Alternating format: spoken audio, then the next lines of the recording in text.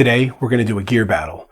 We're going to pit this Mayones Hydra Elite, which runs about $2,900, versus this Kensusi ESP, which runs about $1,200.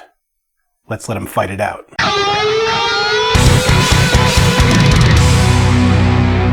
So before we get into the nuts and bolts of this and we take a real close look at each guitar, I did a little song so you could see what they sound like in context, which is always going to be more important in my opinion. Each guitar is recorded split stereo, so one track left, one track right. I'm using a Kemper patch, which I'll show you here. And there are no other effects on it other than the usual channel strip that you use to compress and keep everything sounding good together. The track just has bass drums and the guitars. And I'll go through each one of the pickup selections every couple of measures so you can hear a good range of what each guitar offers. So let's get to the song.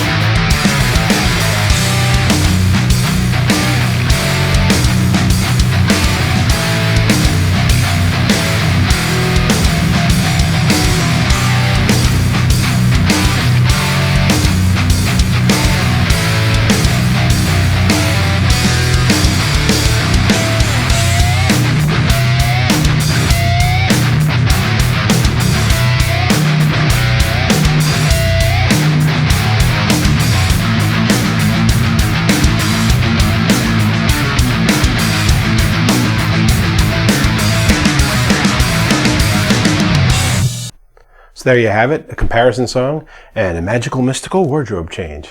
I'm actually shooting this video over a couple of days, so clothes are going to change. I like to be clean.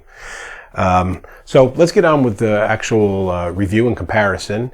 As always, I'm doing this with 3 different criteria, which is construction, playability, and sound. And for those of you who are interested in the nitty-gritty details of how I come up with my scores, I'll include a link below to the video in which I explain it. And each score will be based on 1 to 10, and then I'll add them up, and that'll be the winner of the battle with the highest score.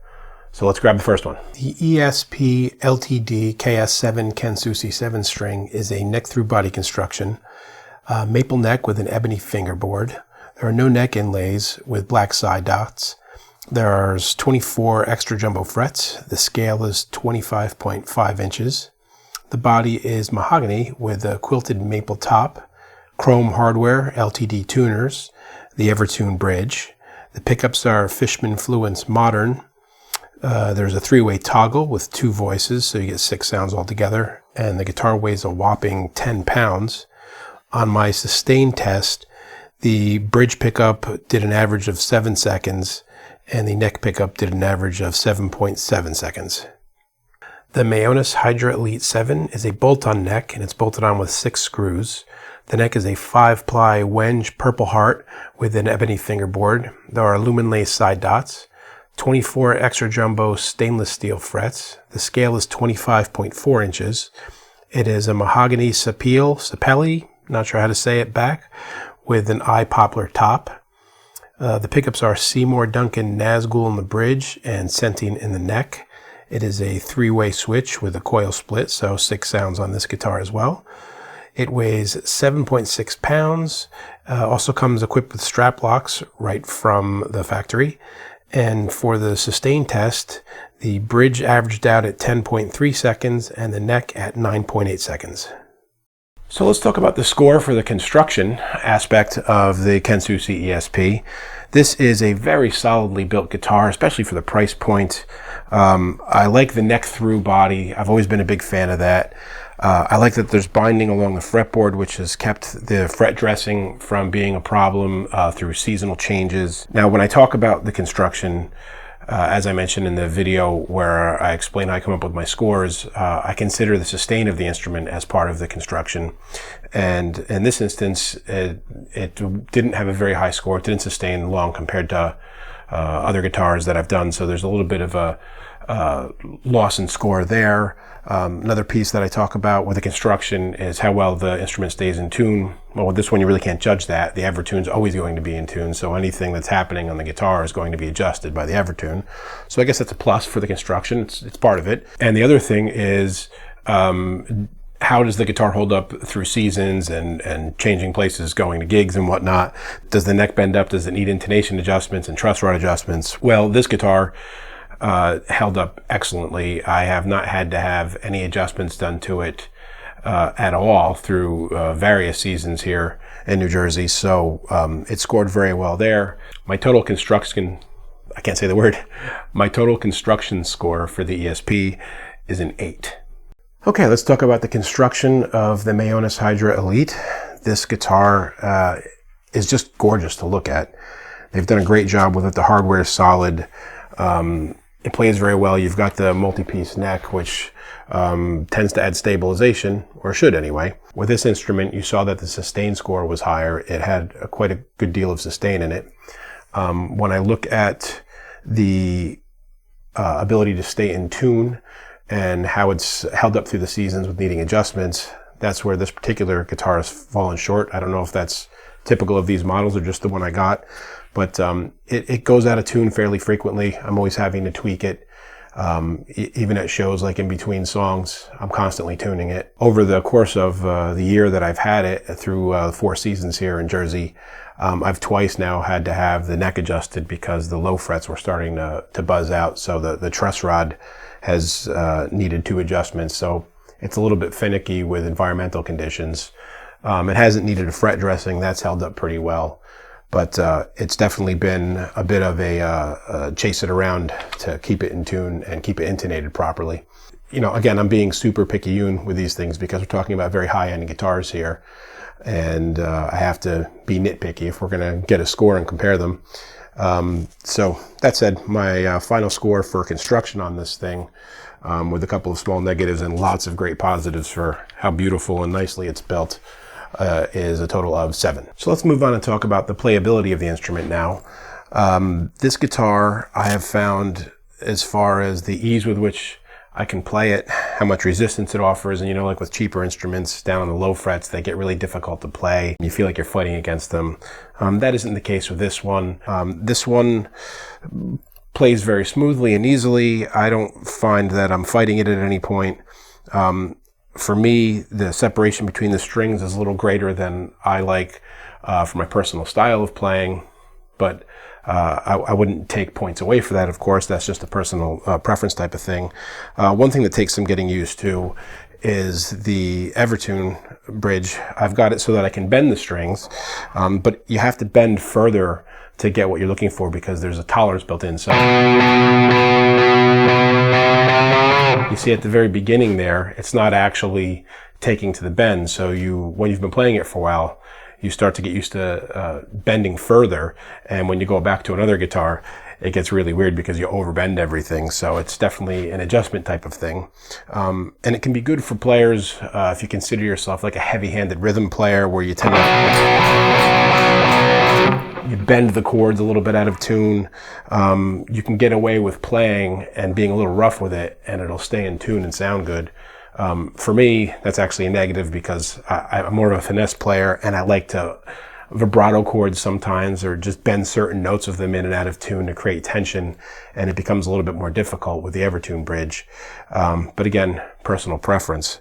So overall, I would say playing leads and rhythms on it and having messed with it over various songs, I like the way it plays. I don't love the way it plays when you compare it to other instruments that I've worked with. So my score for playability on this instrument is a 7. All right, speaking to the playability on this instrument, this guitar plays like a dream. It is very easy to play. There's like no resistance. It's a super, like a shredder's dream, but also when you're playing low, it's got enough tension on it so that you feel like you can dig in and have fun playing heavier riffs. Obviously, without an Evertune and, the kind of bridge setup we have, you do have to play with some finesse, otherwise you're going to bend things out of tune as you play.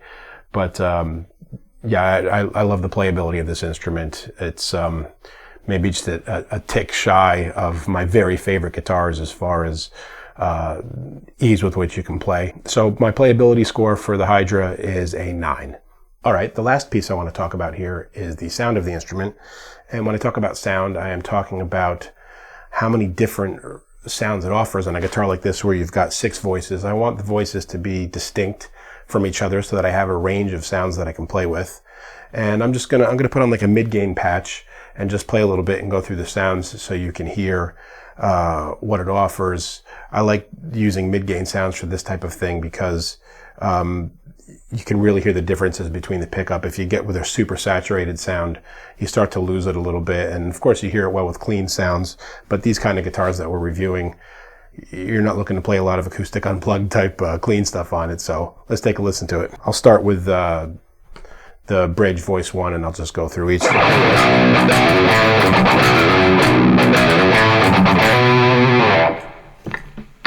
Voice 2.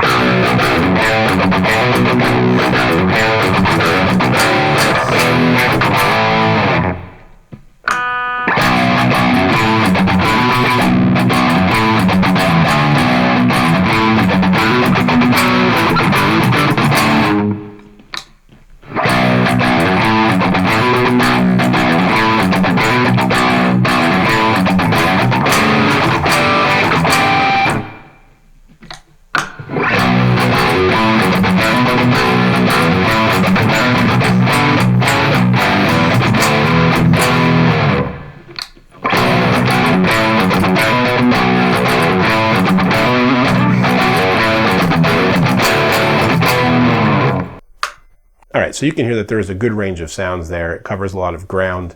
I find that with these pickups in this guitar, it's a little bit more, it's not as tight when you're playing distorted sounds.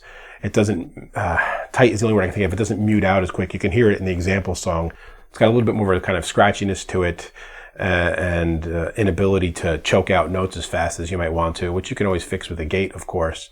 But I think this instrument offers a good array of sounds. It sounds good clean, it sounds good distorted, and you can cover a number of different styles with it. Even though it's a real metal player's guitar, you can get away with playing other types of music and get that cool, like spanky,